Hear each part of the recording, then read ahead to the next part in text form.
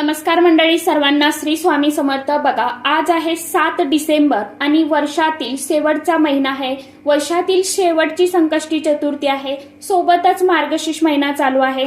त्यामुळे आपल्याला आजच्या दिवशी आपल्या घरामध्ये विधिवत गणपती बाप्पांचं पूजन करायचं आहे.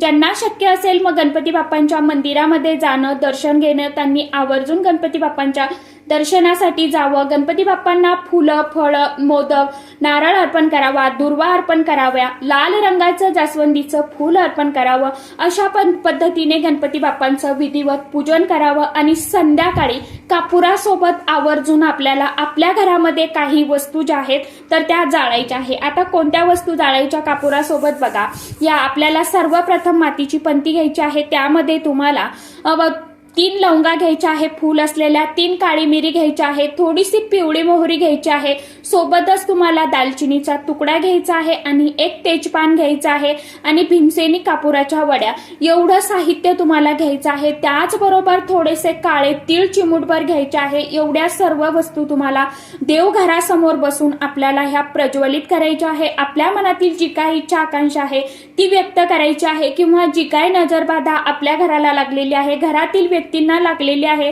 ती तुम्हाला व्यक्त करायची आहे. आणि तो धूर जो आहे तर तो संपूर्ण घरभर फिरवायचा आहे.